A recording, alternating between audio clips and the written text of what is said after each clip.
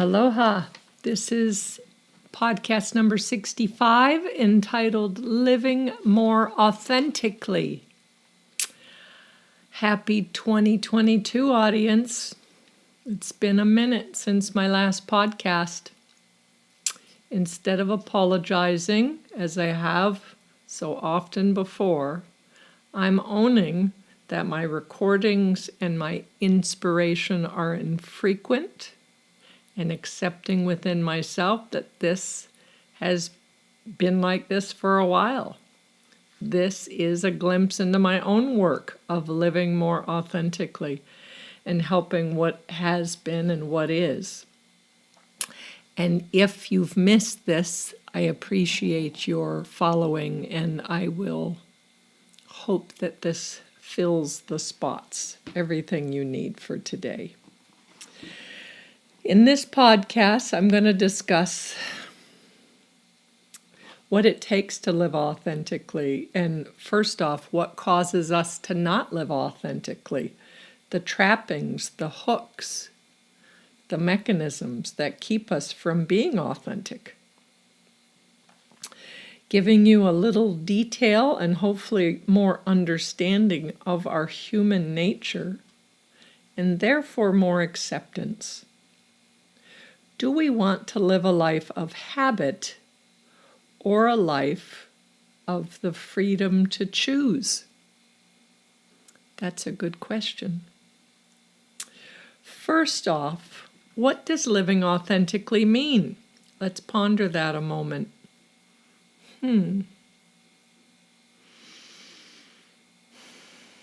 Living authentically is living in the present moment without a filter of your mind.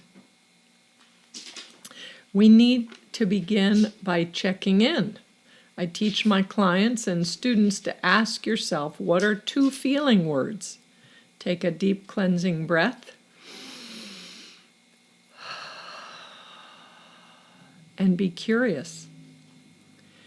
You scan your body, you notice any sensations, tightness, shallow breathing, sharp sensations, numbness, the absence of feeling, and what emotions might arise.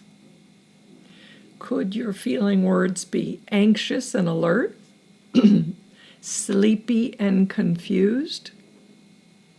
There are a billion other combinations that can be totally polarized or in harmony with each other, yet you didn't know this until you took the time to be authentic and check in to see where are you at in this very moment. Note that these check-ins have no right or wrong answer. They're all yours. What's up this moment? Also, you may notice, if you do this regularly, to question or see, is there a pattern? Am I always a certain feeling? Am I not experiencing different feelings or sensations? There's a whole rainbow of many feelings and sensations to feel. Are you feeling fluctuations moment to moment? Now, I would love that experience for you, to actually see the impermanence of every moment, always changing, never the same, therefore full of growth and fluid, never boring. Life is full of wondrous moments. I work with clients in my life coaching practice, and I hear they become attached to wanting to feel a certain way. Usually this is, I just want to be happy. And that happy becomes their barometer. I just want to have fun. Yet they're not. They're not happy or fun. They're very sad and very serious and very controlled with their actions because there's work to do, because they can't show up authentically. What if I'm here to tell you that happy isn't the end game? Meaning, what if we dropped the belief that happy is the goal, and to learn to cultivate curiosity of all the feelings and sensations and emotions and experiences that we have access to? Not being obsessed with pleasure and feeling good, yet comfortable with whatever wants to be felt in the moment, authentically.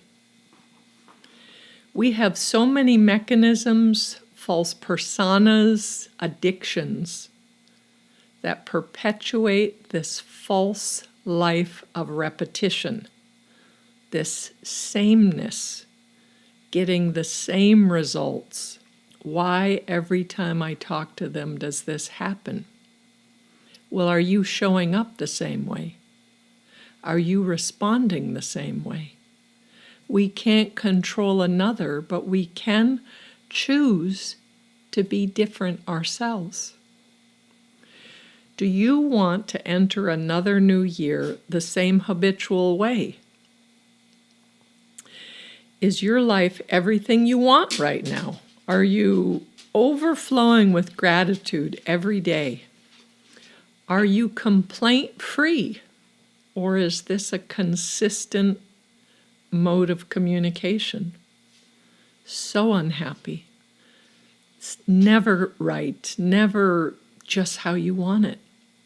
Are you constantly trying to plan, construct, or steer others into your reality of comfort? How often do you just show up somewhere without a plan or an expectation? Are you curious? Is life safer if you can control it and others? Again, these are questions to look at gently, not critically. Often using consistent numbing techniques, either through substances, alcohol, distraction, however, it's showing that we are more attached to short-term pleasure and familiarity than having the courage or skills, the guidance to lean into our edges of discomfort, of awkwardness, of experiencing what this moment offers. Are you a person that's obsessed with planning every move? Every move. It feels like you're gonna explode if it doesn't happen a certain way. You get so angry, you get so defiant, you get so... How do you get? I will say that structure has a purpose as a starting point, and even as a blueprint that we can build on, but not as the construction of the whole experience. It is a starting point. Allow time where life can come in and evolve and finish the experience, the project, the encounter, the relationship, the moment. Allow time for the people in your life and the circumstances to show up in their naturally occurring ways. Now, consciously, intentionally, authentically, you could take notes when you meet someone or you're with a family member or friend and something they're saying or their behavior scares you. You can also take notes when something aligns with your values. And then you can reflect on choice of how to proceed with these new insights that you saw. And to be curious the next time you encounter these people or these same circumstances.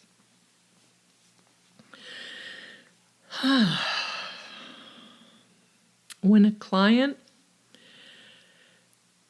talks about so much happened since our last session, and it was only a week ago, I am so excited for them.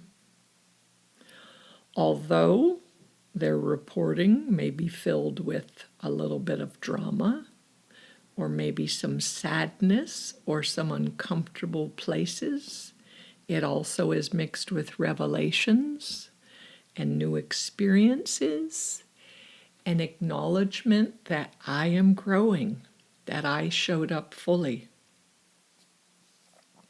What does it mean when you're awake? What does it mean when your subconscious is working with you, showing you images and patterns and those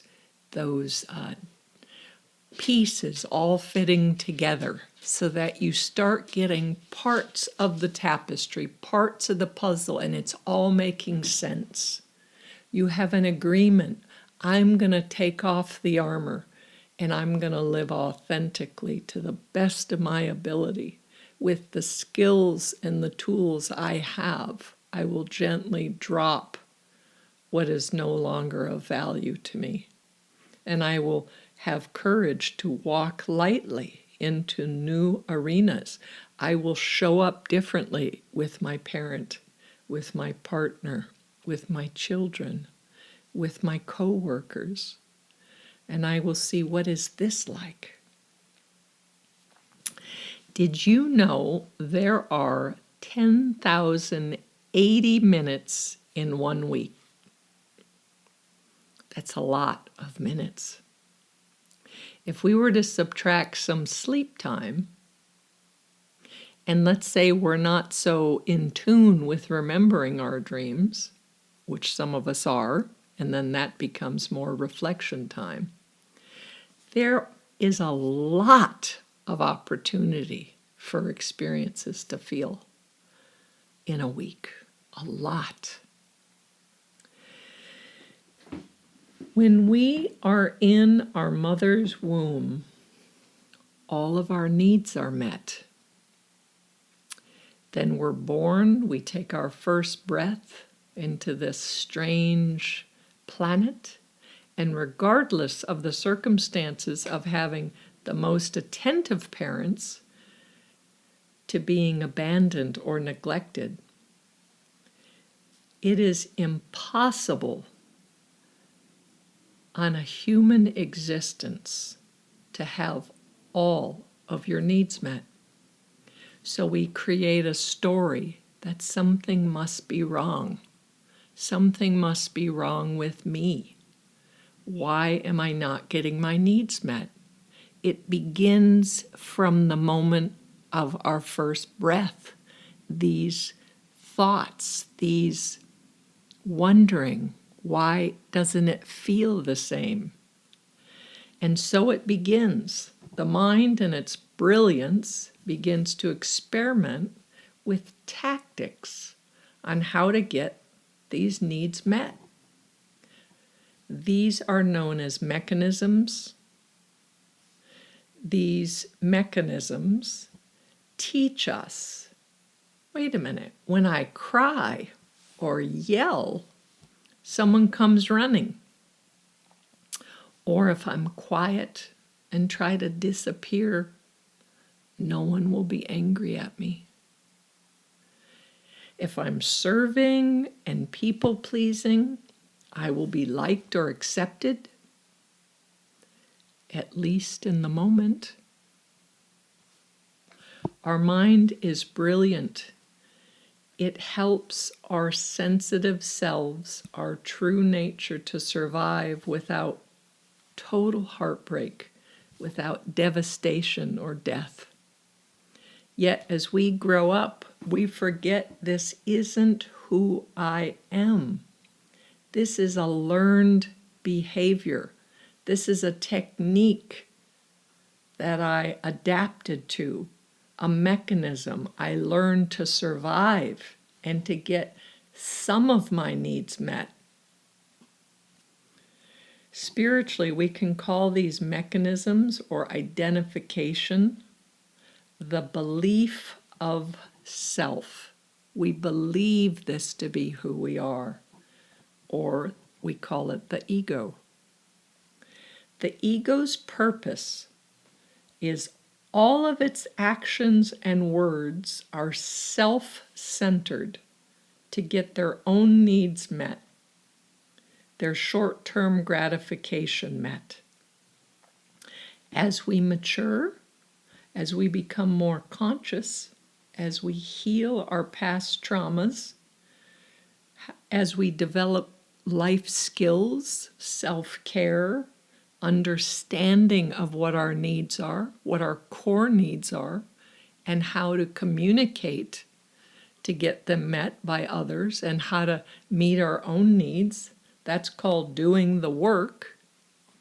We become life-centered. So the ego is self-centered, and the higher spiritual path, the highest of human beings, becomes life-centered, where the goal is the good of all involved, be that if all is our family, our community, or our world, and it includes myself. This is not with the exclusion of me and my needs. It is my needs in reference to the whole. The awareness of others' needs in reference to the alignment of our own true, authentic nature. This becomes the skill of knowing, when is this my work that I have more work to do because that didn't feel good, or I wasn't proud of my behavior. That wasn't how I meant that to happen. That becomes your work, where you allow reflective time.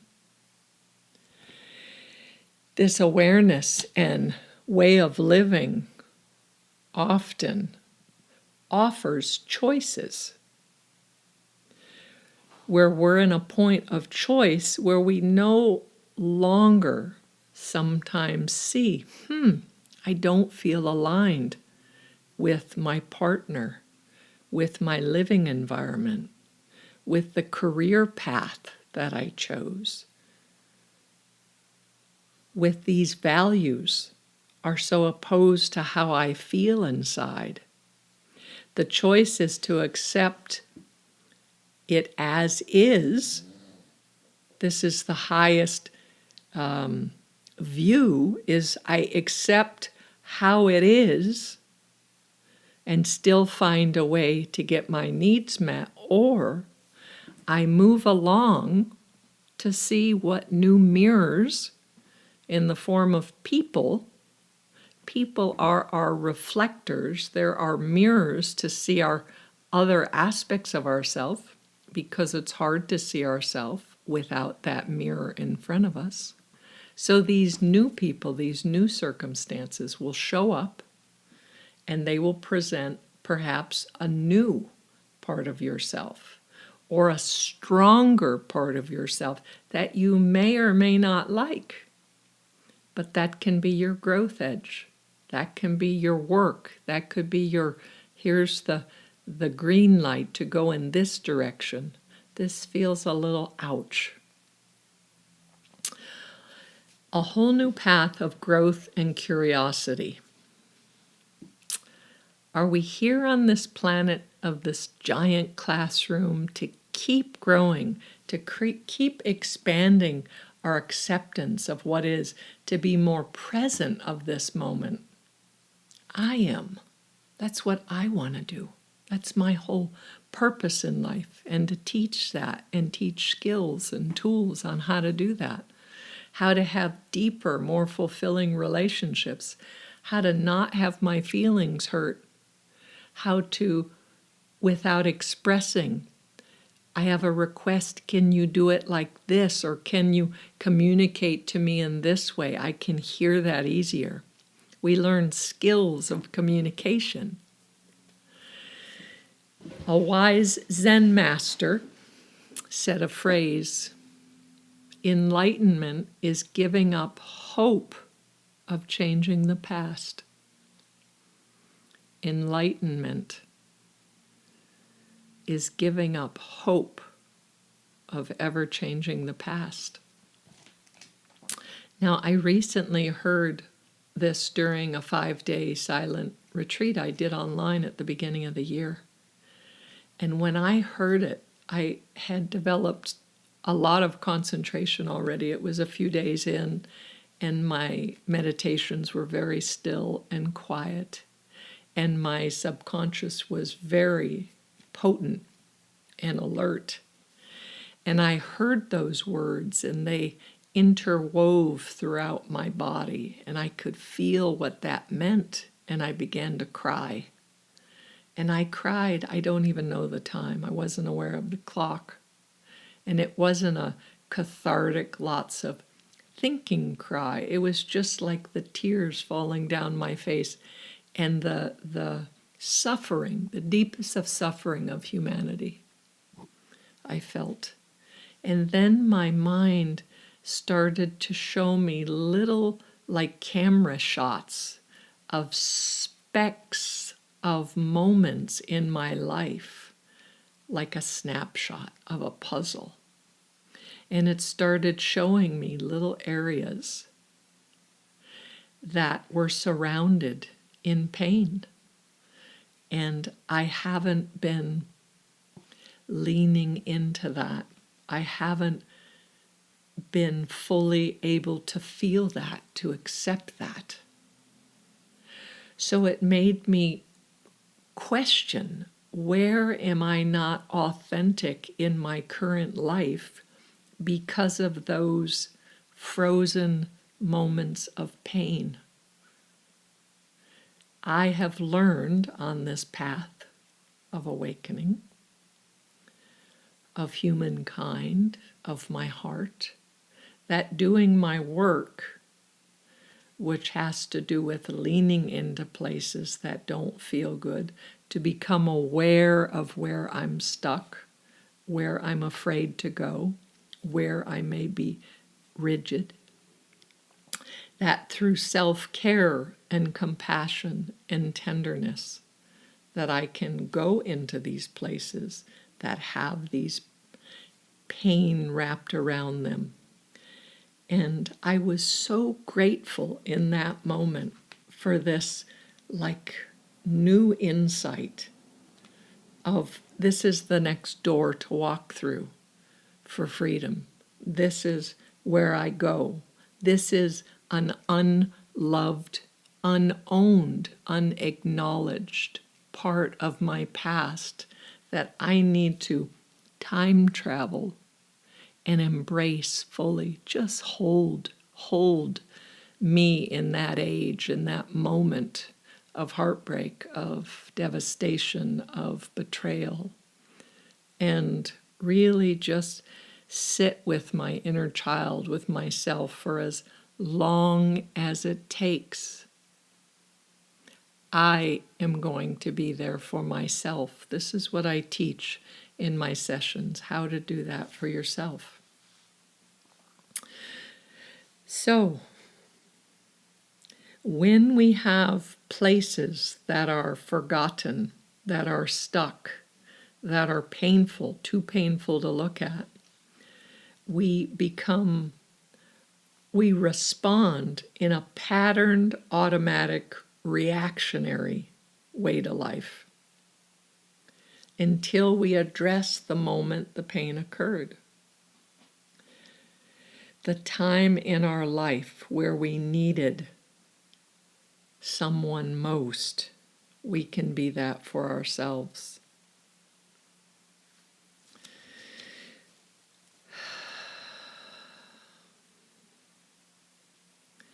We tend to lean into perceived pleasure and away from pain. We're taught that in society. We're not encouraged to, I see you're having a hard time. I'm going to give you some space to sit with that. Or tell me what you need. I'm here. I'm here to hold space. I'm here to hold you. I'm here to listen deeply without fixing you, without my opinions. That's what we're looking for. That's what we need. We are so desperately trying to live past the pain. What brilliant manipulation or numbing techniques are we using nonstop? We've cultivated 24/7. This mechanism is engaged, and it knows to steer away from those sharp points, from those painful memories. And I will tell you, to use a mechanism, to identify with it, that we believe it's protecting us, it takes so much energy to constantly steer away, to alter what is, to alter the authentic moment, that we're exhausted. Do you ever feel eternally exhausted in your life? Are you spending so much unconscious energy avoiding the pain, avoiding the thoughts? Wouldn't you like the freedom to be 100% present, to bring that energy back to you, to have access to every part of you? All of that cover up to supposedly protect ourselves. What it's doing is it's robbing us from responding uniquely, authentically, sometimes in a silly way, sometimes in such an uncharacteristic way, yet we are responding as is in every moment as it presents itself to us. Think about this. Where is it in your life? Where are your places of ouch? That perhaps your behavior, your mechanism becomes controlling or judging, or you believe you're the fixer. I got to have a plan. I got to change this. I got to help them. You're the avoider. I shut down. The distractor, the partier. I just want to have a good time. I don't want to look at this. The addict. All of those ways are a form of being an addict. All of these techniques are not our authentic nature. Ask yourself, how do you show up in challenging, unfamiliar situations? What is the feeling and the sensation in your body as you walk into a room you've never been before, with people you've never met before?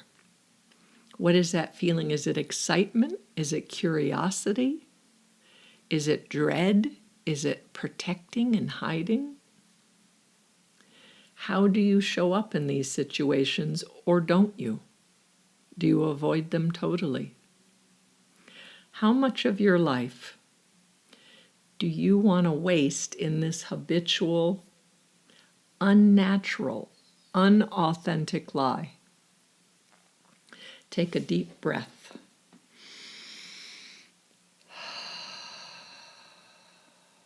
Reflect on how these words are landing with you in this moment. What are the sensations in your body? How does it feel? What thoughts are coming up? Are you breathing? Are you present? Are you wanting to turn this off because this is such a downer? Does this feel like, wow, this is my next doorway? This is exactly what I needed to hear. I was stuck. I personally have felt and seen such suffering, such loneliness, such unworthiness, that to fully understand this fully, this is the human condition. Regardless of if it's visible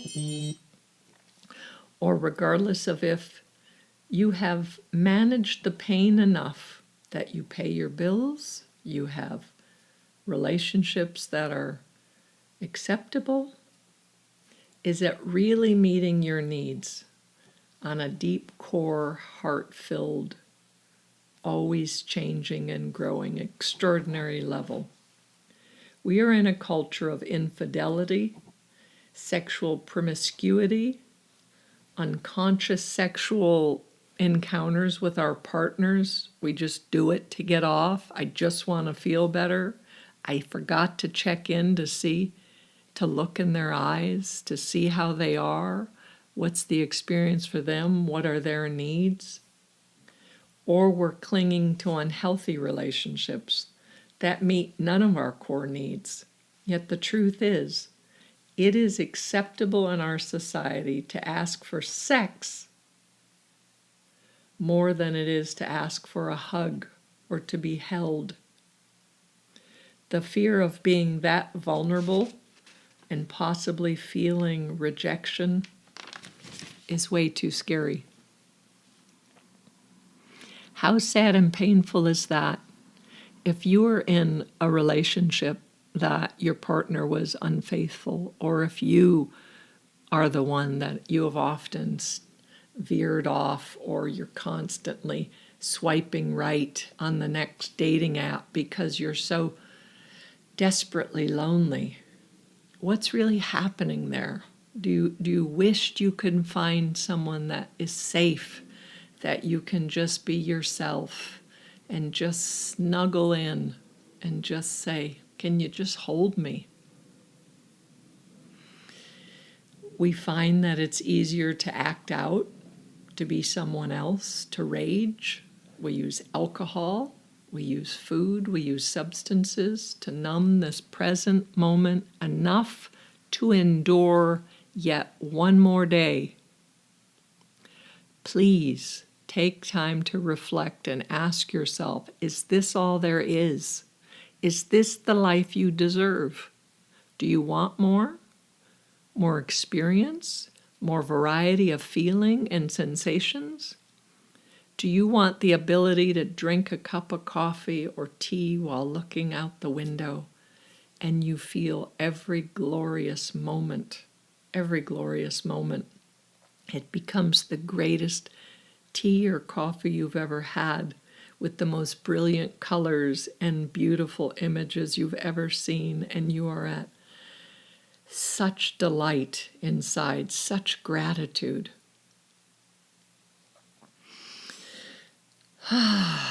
So many glorious moments in 1 minute.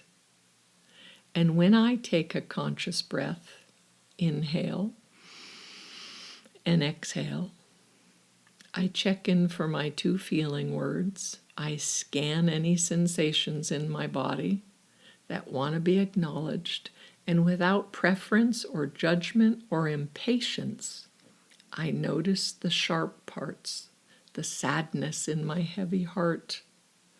And with all of that, I feel such gratitude that I am showing up in this moment.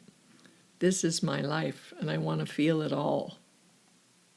I want to live fuller. I want to live more authentically. I want that for you. If you are ready for a new year and a new chapter, I am always available one-on-one for private sessions. They're always 1 hour. I charge $100 for one, $150 for two.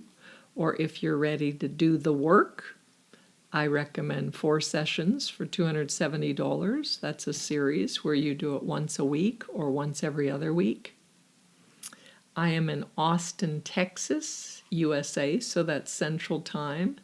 And you could reach me at Samana, S-A-M-A-N-A, Tiger, at yahoo.com, or you can text me 808-283-7587 and tell me your time zone, and we will set up an appointment. I do not have many degrees from universities. I do have a lifetime of learning to peel away all that is false accepting what is, and compassionately sharing the journey I have walked. I know the dark. I've been there many, many times, and I find peace there. And I always find that as I come out of the dark, I am new. I have a new awareness. I have a new experience in my heart. Life is fuller. Let me help to guide you. And if money is an issue, I will continue these podcasts. This is my way to give back to the planet.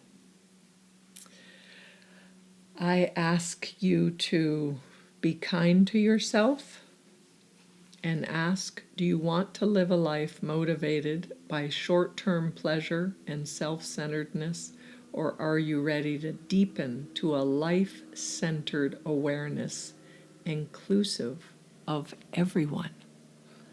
Just show up in the moment. Be present. Blessings all. Aloha.